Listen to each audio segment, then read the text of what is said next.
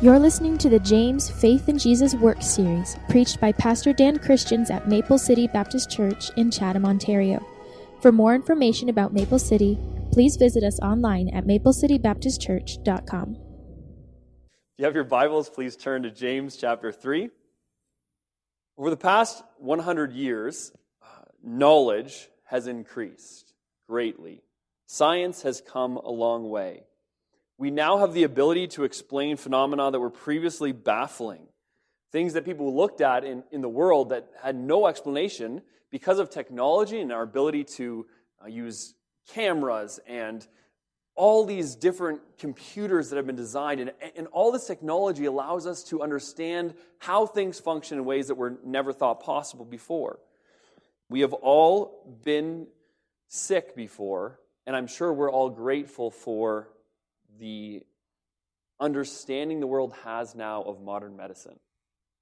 How far we've come from where we were before. Now, I know we've probably been to the doctor where the doctor just couldn't diagnose, it didn't know what was going on with you, and that's still, certainly we're not perfect in that area, but you think about a quick trip to the hospital and what happens when you go there, that they take your blood and they can run your blood through a computer that will test for thousands of possible diseases.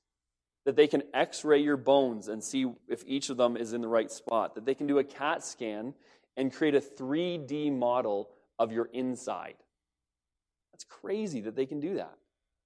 That they can do an MRI that allows them to pinpoint within any individual organ if there's a problem in that organ. That ultrasounds use sound waves to bounce off so that we can take pictures of the insides and see babies and all of those things.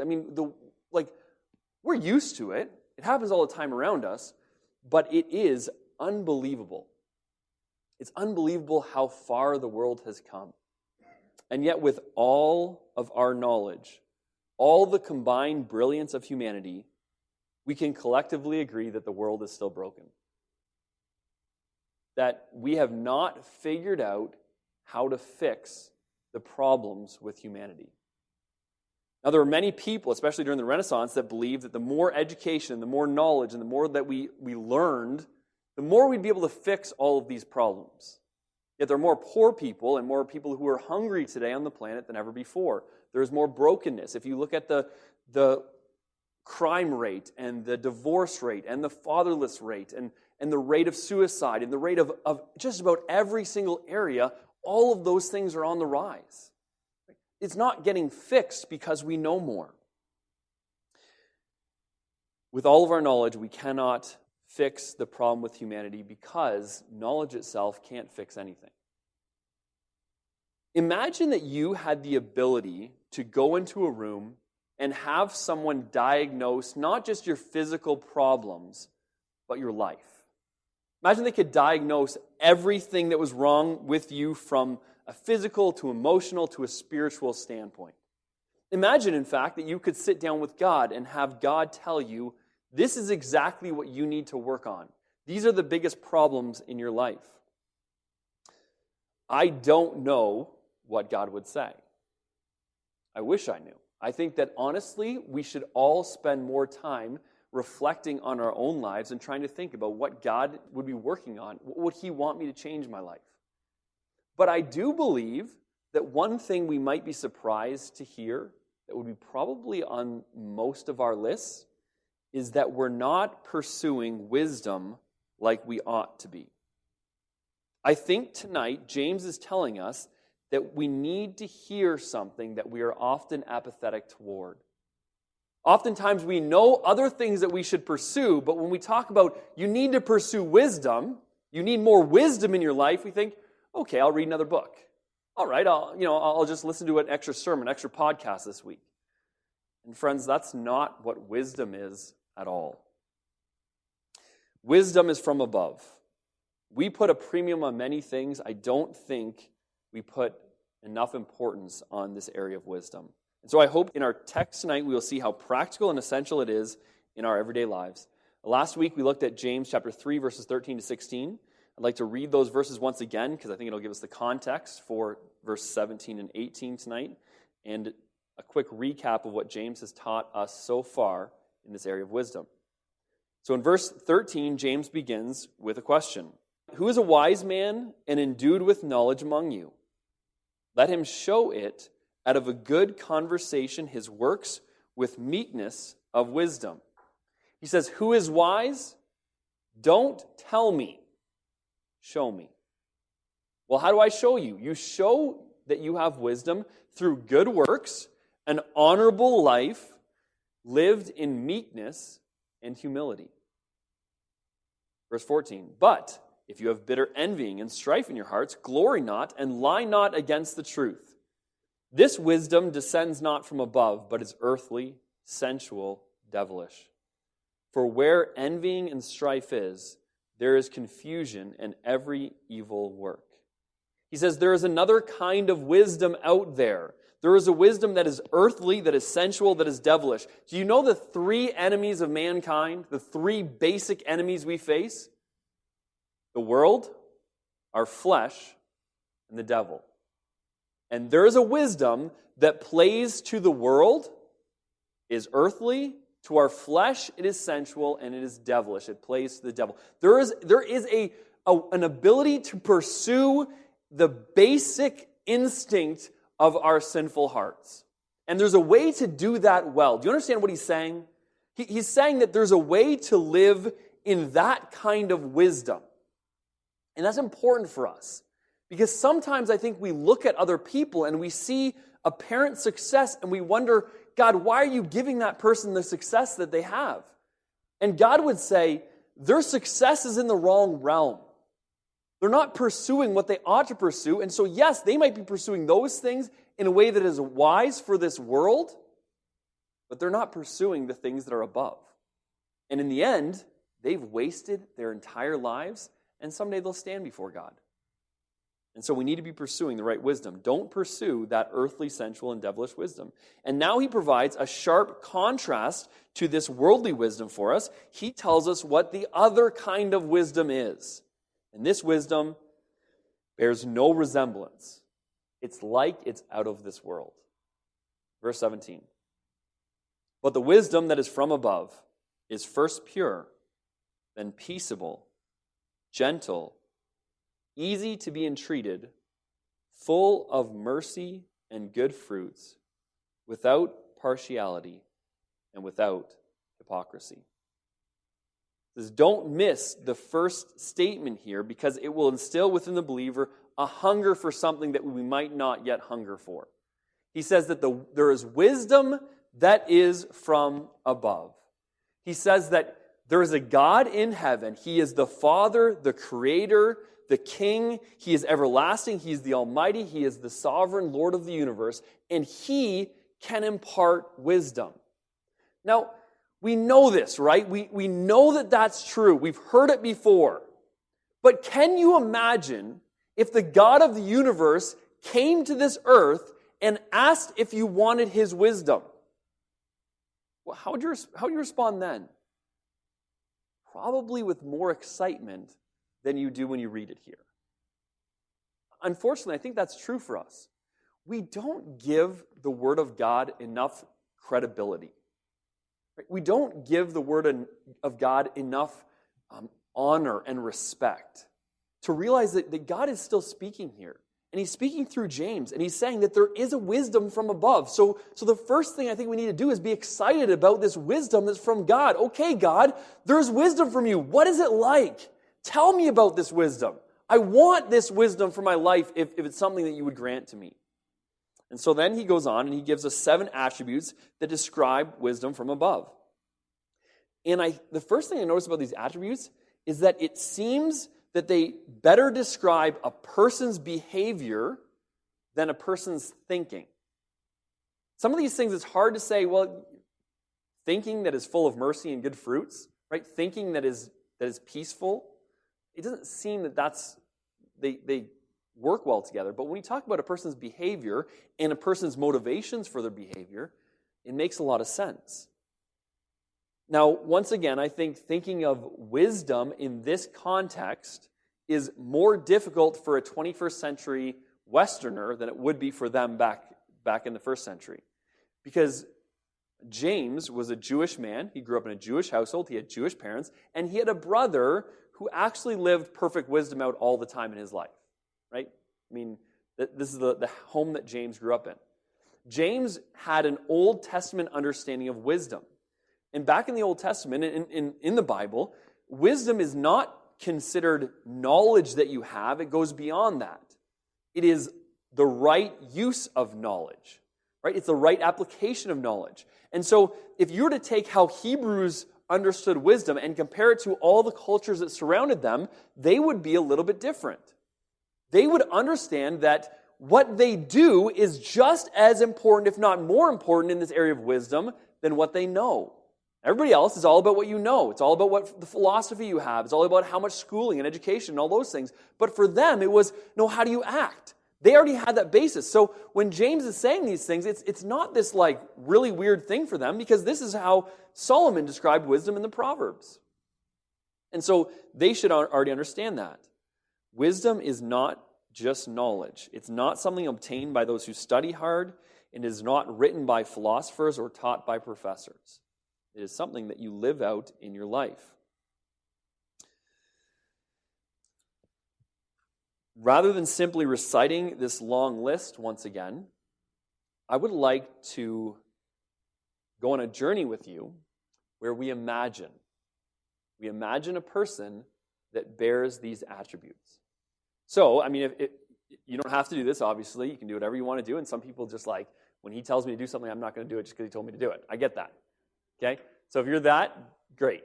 But I found it helpful for myself as I was studying this to try to start putting these attributes onto a person, right? These behaviors. What would somebody look like if they actually had these things? And so I'm going to build a character. And the first thing we find about this character is that they're pure. They're pure. Now, this purity seems a stark contrast to the wisdom that is full of envy and strife, that is jealous and self-seeking, and that leads to chaos and all kinds of evil. That's the first wisdom, right? That's the worldly, sensual, devilish wisdom. That's what James says that it's like. And yet, the first thing he says is pure. Now, worldly wisdom is it's a lot of things. It is not pure. It is absolutely impure. But here we have our character. We'll call him Joe. Here we have Joe. And Joe is pure. He really is. I mean, you look at his life, and there's not a hint of this wickedness, this impurity, this desire for fleshly things, right? People are telling jokes around him that they shouldn't be telling, and he either doesn't get them or he walks away because he just doesn't want to have any part of that kind of thing. He's a pure guy. He doesn't have evil thoughts. He's not thinking about how to get his way and how to get what he wants and what's in it for himself. He's just pure. He's not evil. His thoughts, his actions, his demeanor, the way he views and the way that he speaks about other people. Imagine somebody who what they said about other people was always pure. This is him. Always pure. It's free from contamination. It's innocent. It's modest. Not only is he pure, but he's also peaceable. Right? He's peace-loving. He's not out looking for a fight. In fact, when he can avoid a fight, he will. Now, it's not always possible, but he will avoid a fight if possible. And sometimes he does that by suffering wrong in order to keep the peace. Can you imagine someone like that? Pure and willing to suffer wrong because peace was that important to them. He's not only peaceable, but he's also gentle. He treats people with kindness, with respect, with compassion. He's somebody that is approachable. Do you know how there are some people that just the way that they handle themselves, the way that they talk and they act, they seem like they're harsh. And, I mean, you watch kids around them, and you know that a kid would never go up to that person and never feel like they could be comfortable with them. I feel like Joe is not like that. That Joe seems to be somebody who is just kind, and it's kind of flowing out of him. It's visible on him. He's gentle. He puts others at ease with his mild and gentle demeanor. Not only is he gentle, but he's also easy to be entreated. Now, this phrase, easy to be entreated, is translated many different ways. willing to yield, considerate of others, courteous, compliant, or reasonable. And in all of those cases, in this idea of being willing to yield or being considerate of other people or being reasonable to other people, the idea that comes out is that he's not so bullheaded that it just has to be his way, that he assumes he's always right. He's not so proud that he won't listen to others. You've all spoken to people before, and you might be picturing me when you think about this person, but you've all spoken to people before where it seems like they just know they're already right. And you're in the middle of a conversation, and you know that they're not listening to what you're saying. They're waiting for a chance so that they can tell you what's actually right, so that they can tell you how you're wrong. But this idea is that they're willing to yield. They're considerate of others. They have conversations and actually listen to people. They're reasonable, easy to be entreated, gentle, peaceable, pure. He goes on and you get a kind of a 2-for-1 in number 5. It says he's full of mercy and good fruits. Can you imagine a person who all the time, how do you describe, what is being full of something? It's hard to put to quantify. It's full. It's not like 10 a day but imagine somebody who you could characterize as they're full of mercy. In other words, they're always willing to give people better than what they deserve. They're not harsh on people who maybe deserve harshness. They're not looking for ways to put people in their place. Their attitude is not, you made your bed, so lie in it. They're full of mercy. They're willing to give people the benefit of the doubt and to even take people who have obviously done wrong and still show them compassion and love. And they're full of good fruit, good deeds. And I wondered at first why James put these two things together. Why is somebody who's doing good things all the time put with somebody who's showing mercy? What I realized is, if you left today and you decided that for the rest of this week, you were going to try and be full of goodness, right? So you were going to be going around doing good to people all the time. You would absolutely fail if you were also not full of mercy. You know why? Because nobody deserves it. Because people are going to prove to you that you shouldn't have been good to them. And so if you're not able to show someone love and compassion and grace and that they don't deserve, to give people what they don't deserve, then you will never be able to go around doing good. These things in our broken and sinful world must go together. Unfortunately, what the church has done sometimes is we've stepped back from the world, and now we hate the sin of the world, rightly, but we also blame the people of the world as though we're not also to blame. Does that make sense? So we forget the mercy that God showed us when He came, and now we raise ourselves to a point where we get to stand above everybody else and point at them and say, well, look at them. They deserve what they're getting. That person is this, and that's why they turned out this way. Right? That's why they're suffering these consequences. And then we almost rejoice in others' sufferings because they deserved it. And here's the truth. They did.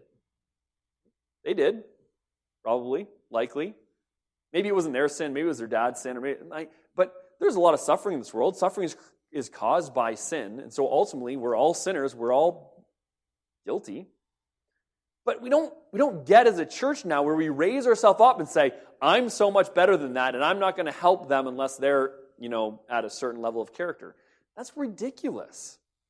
The church is called to be full of mercy, and we can't be full of good unless we're full of mercy. And so here's Joe. He is pure. He's thinking pure thoughts. He is peaceable. He's looking for ways to make peace with people and avoid the fights. He's gentle. He's kind. He's easy to be entreated. He's willing to listen to others and to yield when he can. He's full of mercy and good fruits. And then there's two things that he says that he's not. And I think it's helpful to understand that if we're going to be wise, there's things we have to not be. And the first one is without partiality. We talked a lot about this already in James chapter 2, but it's without favoritism. He is not picky about who he's being kind toward. He's not looking for someone who can repay him for his kindness. He's not looking for someone who is just like him. He is going out of his way to show kindness and love toward people that don't deserve it, people that can't repay him, people that aren't like him, people that might be even, in the world's eyes, less than him. Maybe they're less educated, maybe they're less social status, but you see this Joe who is reaching out constantly to people who others would pass by and not think much about because they're just not worth the time. He's not showing favoritism, partiality, and without hypocrisy. He's never acting. He's never putting on a show for the people to see. It was funny, as I was studying this verse this week, I glanced at my phone, and you know how on Facebook, some of you know this, some of you are like, what? But on Facebook, they have status updates that people have. And so the first status update that I saw was a person that wrote, "So happy to say that I'm O negative, and I try to donate regularly." Like, okay. So you thought the world needed to know that your blood type is O negative and that you donate regularly. Now here's the thing. This guy was at least 40 years old. And he feels the need to tell all of his friends on Facebook that he's donating regularly. That's already a sad statement. But if he just found out he's O negative like now, how has he been donating regularly? Is it like his whole life they just wouldn't tell him, and finally one of the nurses was like, "Oh, by the way, I know you've been here once a week for the last couple years. You're O negative." Oh man. I thought, how often are we putting on shows? How many of the good things that we do are we doing because we want other people to see us, because we want them to know that we're good Christians too? How often do we do what we do not because we're trying to please Christ, not because it's the right thing to do, not because God is working in us, but because we just want other people to be impressed? That's all he wants. That's all the world wants. And can I tell you that's part of worldly wisdom, I think. I think part of worldly wisdom is I want everybody to see how good I am, because I want them to think well of me. But Joe is without hypocrisy. And so we have this list. Now, when we go through that list, and if you've done the task of trying to create this character in your mind, how many people would say, that reminds me of someone? There's someone I know that's like that. Okay, how many people would say, that reminds me of someone and it's not Jesus? Okay, so I hope that when I give that list out, you might be able to say, in some parts, at some times, that really does remind me of people I know.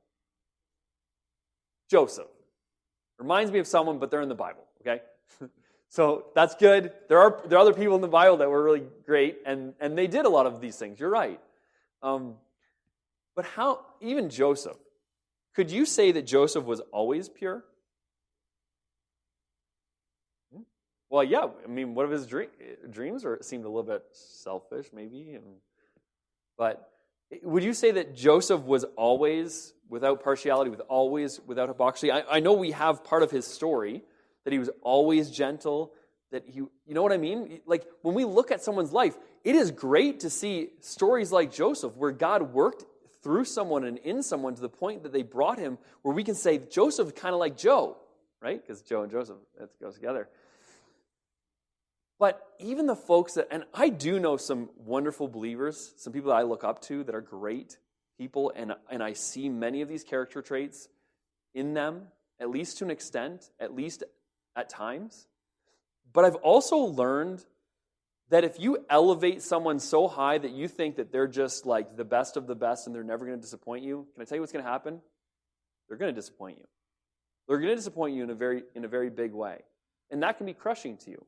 And if you believe that if your faith is resting on another person, another human being outside of Christ, it's not a safe place for that faith to be placed.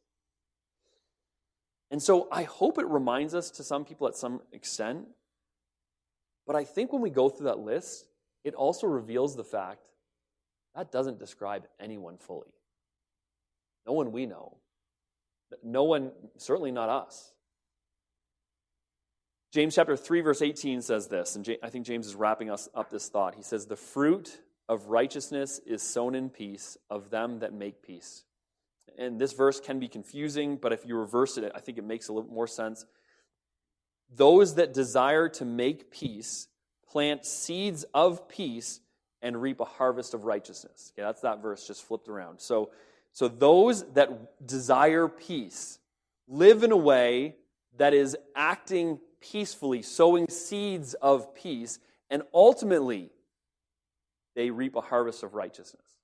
And I think that kind of goes along with all of what he's saying here. When you live in a way that is wise, that is demonstrating these attributes, if this is what you truly desire and you live in this way, then ultimately wisdom, righteousness will be demonstrated in your life. It'll be visible, manifested in your life. The fruit will be there. But what I do notice there is that there's a process.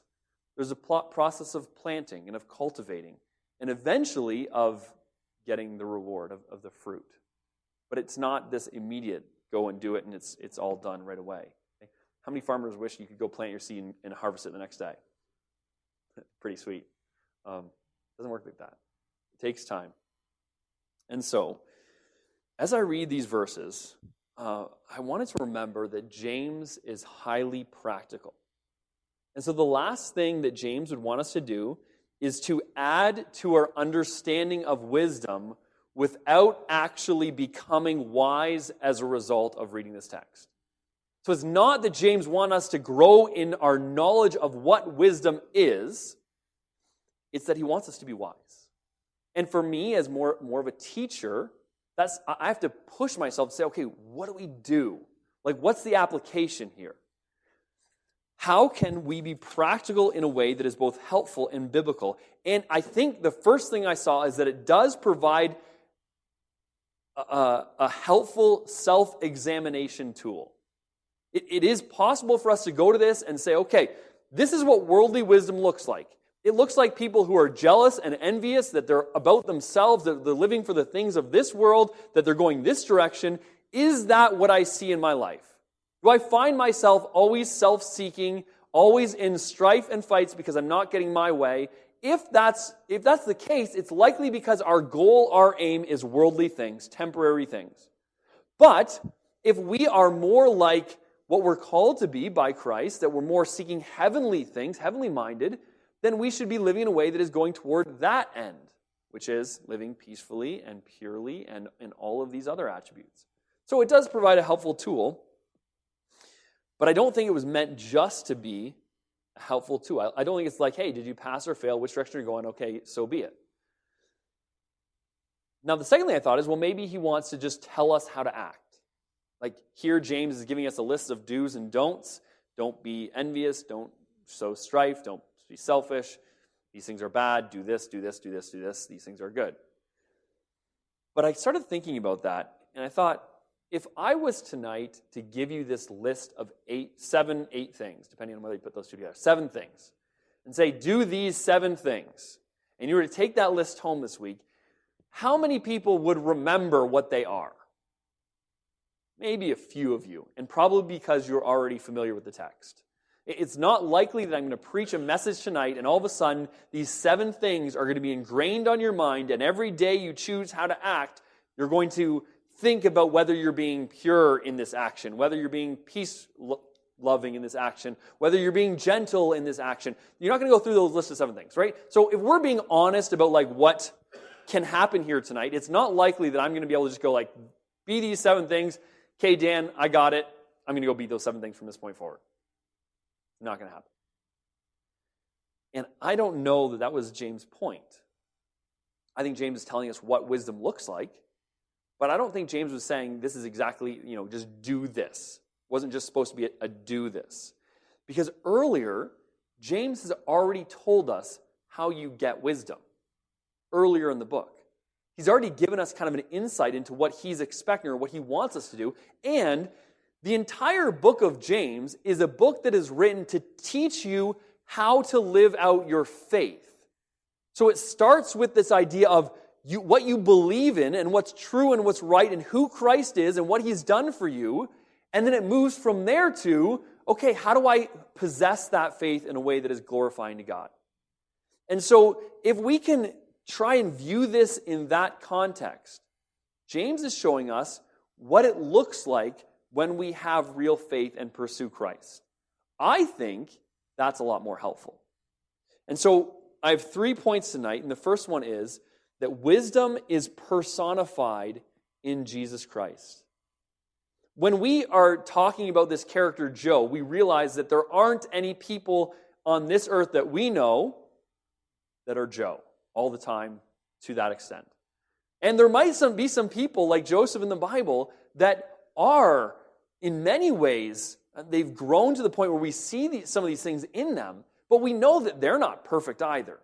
There's no such thing as perfection. Yet, when we look to Christ and we look at the Gospels and we see what He did and we think about the stories and the way He acted toward children, the way He acted toward those who were outcasts and that society hated, that they would go on the other side, yet Jesus would go and touch them, and that He loved them, that He had such compassion on a Samaritan woman who had so many husbands, that He was this loving, gentle guy all the time. Say, that's wisdom. He is wisdom. Wisdom is personified, it is incarnate in, it is embodied by Christ. Christ went through the temptations in the wilderness with Satan. He was offered honor, glory, power, dominion, the kingdoms of this world. He was attacked by the world. He was attacked by the flesh. He was attacked by the devil. So He went through all of that, earthly, sensual, devilish, and He overcame it. And He demonstrated perfect and pure wisdom all the time. 1 Peter chapter 2, verse 21 says this. It says, He who did no sin, neither was any guile found in His mouth. He never sinned. Not one time was an impure thing uttered from His lips. Christ was mocked by fools. 1 Peter 2:23 says, Who, when He was reviled, He reviled not again. So He had others mock Him. He didn't respond in kind. And when you imagine, we've all seen that scene in the movie where there's a weak and pathetic kid who's being picked on, and all of a sudden he just goes into like a little tantrum, and it's almost sad and funny to watch how this kid has no ability to defend himself against those who are so much more powerful than he is. And here Christ is in a situation where He's being mocked, belittled, spit on. He's going through worse than anything that we've seen in a movie. And He has the power, call angels from heaven. He has the power to speak a word and end it all. Complete power. And He doesn't respond in kind. He reviled not again. He was beaten, tortured, killed for a crime He did not commit. But in 1 Peter 2:23, it says, when He suffered, He threatened not. In every situation, He trusted Himself to the will of His Father implicitly. He committed Himself to Him that judges righteously. I can't but help think when James is giving this list, he's not thinking about a textbook he read. He's not thinking about a sermon he heard or a class he attended. I think James is remembering. I think he's remembering what it was like to grow up with Jesus. And can you imagine being James? One of the neat things about the Bible and the Gospels is that we see that throughout Jesus' life, His brothers and sisters, they don't believe in Him. They don't trust Him, right? But then, after He's risen again from the grave, Mary is there in the upper room praying with His brethren. James is there in the upper room. So Christ, rising from the dead, convinced his brother who didn't believe that He was the King, the Messiah that was promised. And now we find that James very, very quickly seems to go from not believing to believing and being in the upper room to being kind of like the guy who was the spokesman for the church at the Jerusalem Council. So very quickly, he rises to a place of prominent leadership in the church.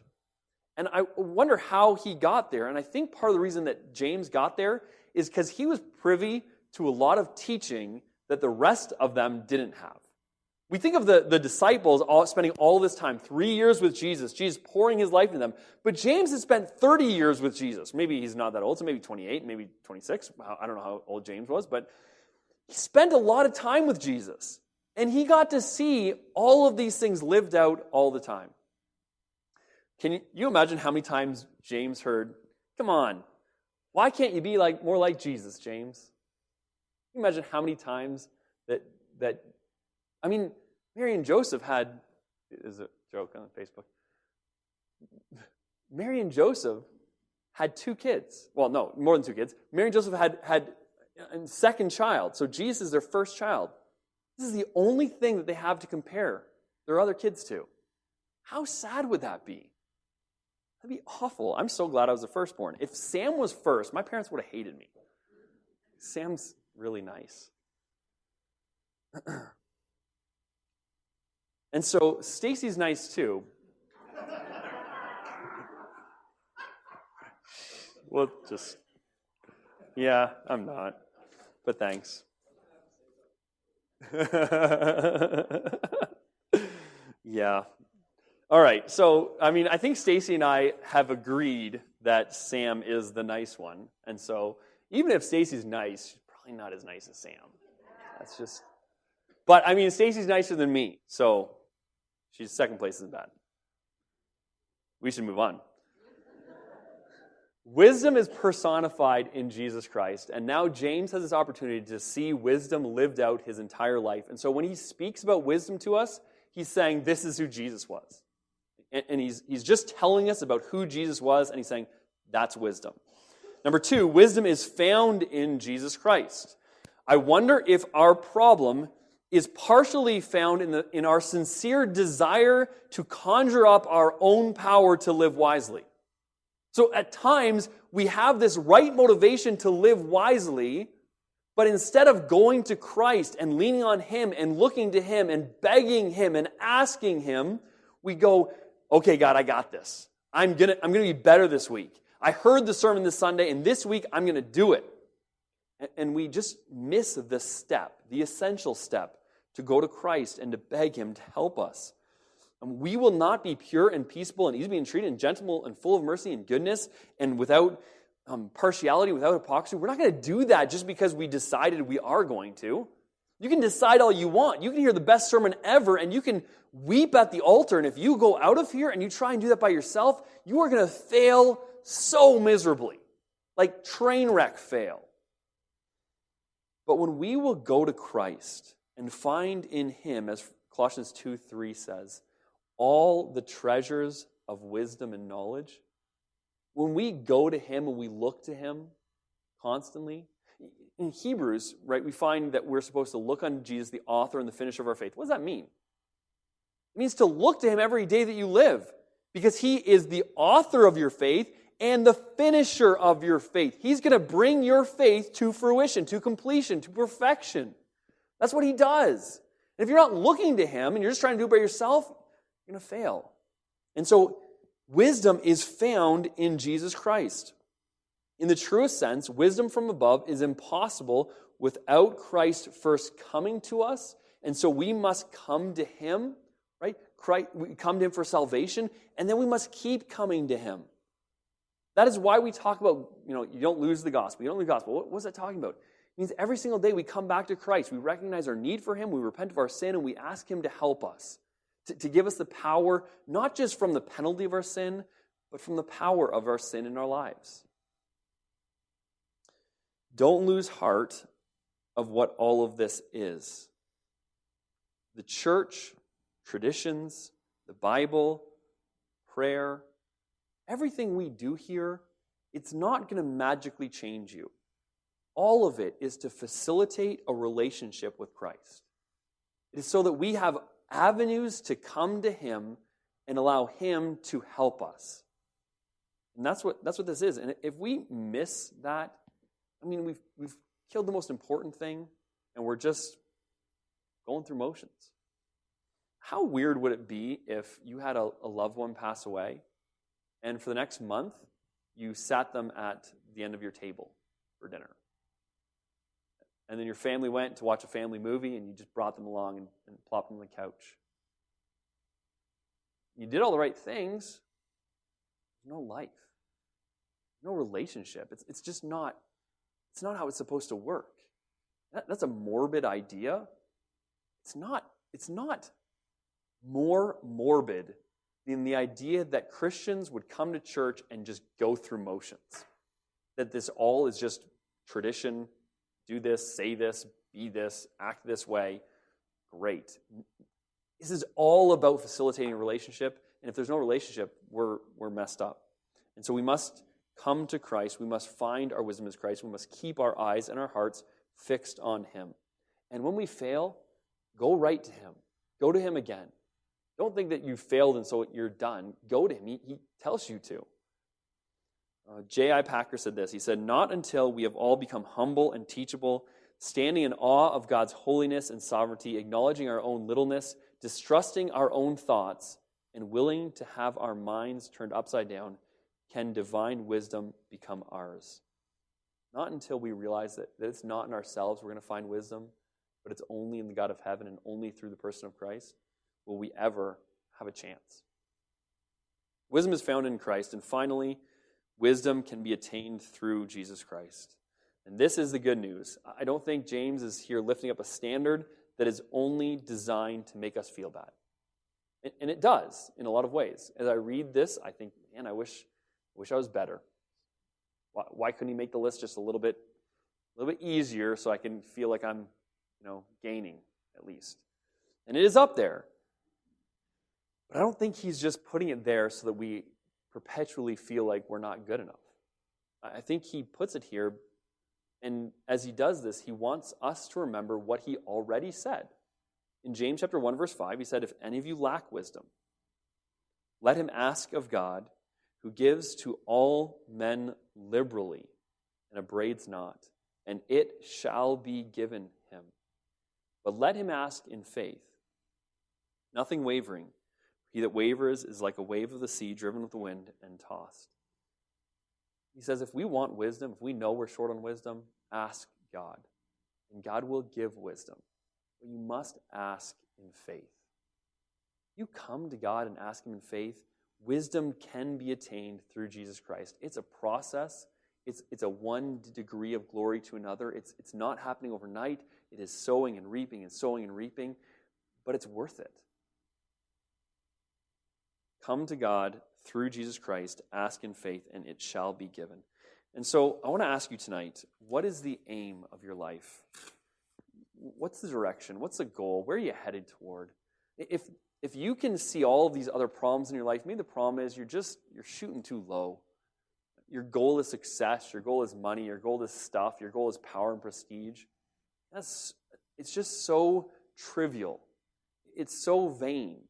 It's so empty compared to eternity with God in heaven, compared to the eternal rewards that He promises to those.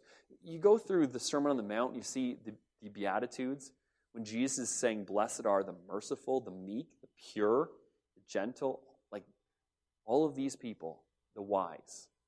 Blessed are those who act wisely. Why? Because they're not living for this life, they're living for that one.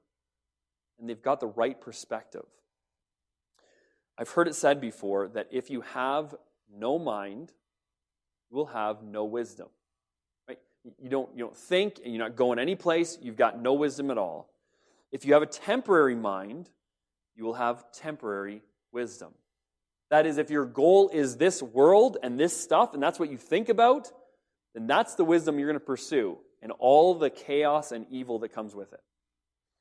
But if you have an eternal mind, if you find yourself craving eternal things, if that's what you're living for, then you can and will have eternal wisdom.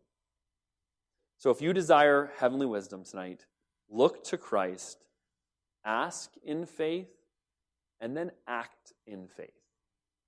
Don't just leave it there as you pray, but then get up and start trying to be this guy. I know this guy's Christ, and you're never going to be him perfectly, but you realize that we're supposed to be ambassadors of Christ. We're supposed to be followers, disciples of Christ. That means we should be more and more like our Master. And if God has promised that he will give us the power and the wisdom necessary to do that, why would we not? If you sit here tonight and you say, I will never be that kind of person, then in a sense you're right, because by yourself you won't be. But if you say, I will never be that kind of person, even though you know what God has promised, that God has promised both to will and to do of his good pleasure in your life, that's a problem with faith. That's doubt. That's not doubt in yourself. That's doubt in God, God's power and God's ability to work through you like he's promised to. And so if we will come to God, ask in faith, we can leave this place encouraged that our God will give us what we need to be wise as he's called us to. Our Father wants us to know and to act in the wisdom that he alone can give us. And so may we as his children attempt to be like our Savior and act in wisdom.